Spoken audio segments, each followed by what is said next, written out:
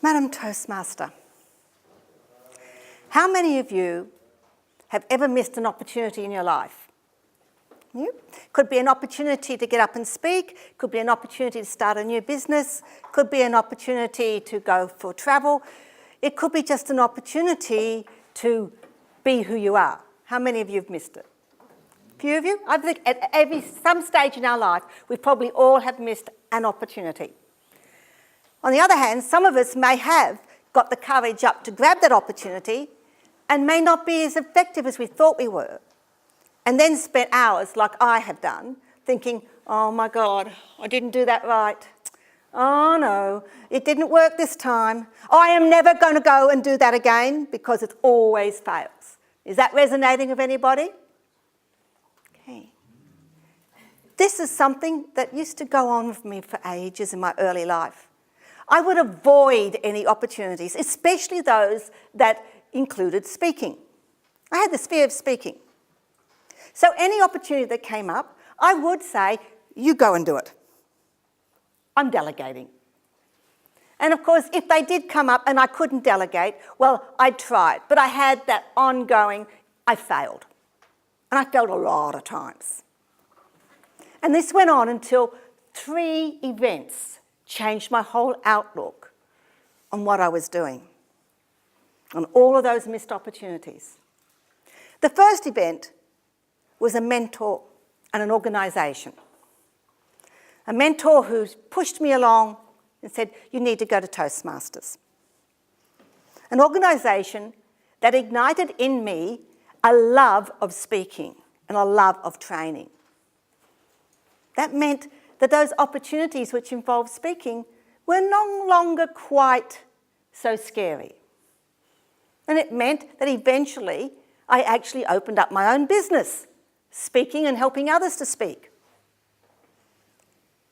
But it was the second event that really had an impact on my life. And that was 2002. I was glued to the television, and it was the Winter Olympics. And it was the speed skating. It was Stephen Bradbury.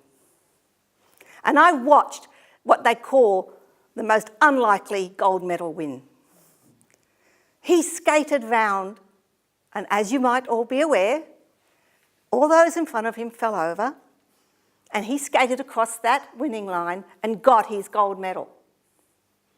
And I watched and listened to the interviews that happened afterwards, to the people who tried to tear him down and said he didn't deserve it. And I actually listened to him himself, and I heard Stephen actually wondering, did he actually deserve it? And he said in another interview that he went through quite a bit of period of time until he worked out, and what I thought was absolutely true, he'd put in years of preparation. He skated. He did all the things that he needed to do. He actually got to the final. He had his mental game on.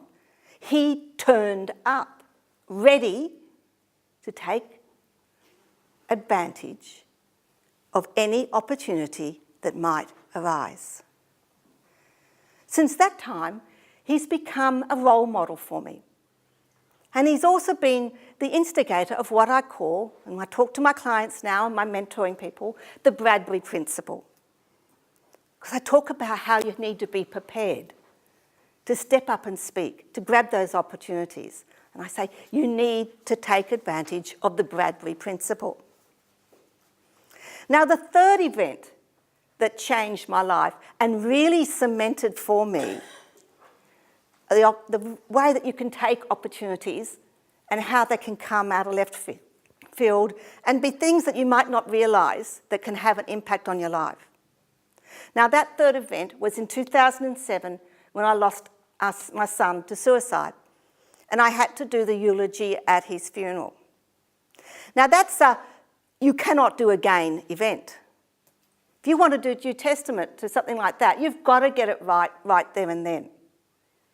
And it wasn't until many, many weeks later that I realised this big aha was all the skills that I've been putting into place in learning how to speak, all those things that I was doing in following the Bradbury principle, being ready to step up, when I thought they were going to come into place for some humongously amazing event, actually came together for an event that I hope never happens in any of your lives, but something I had to do right then and there. And that was do that eulogy. So I realised then that putting into place skills to learn to speak gives you the confidence to reach out and grab those opportunities. It gives you the confidence to do anything you want to do in life, whether it is to get up there and skate, whether it is to be there and do something when a crisis comes up, or whether it just is to go up to the school and talk to the teacher because you've got an issue with your child. They give you this confidence to grab opportunities. Now, too often in our lives, when we're looking at opportunities coming, or when we have to do a presentation, or we know that we've got to get up and speak, we have this thought in our mind that we've got to do the preparation to get up and speak. And it's often a really rush because we haven't had enough time. We put everything together and we do it. And a mentor and friend of mine really highlighted that we shouldn't be doing the preparation to speak. Rather, we should be prepared to speak. We should be ready to step up and speak.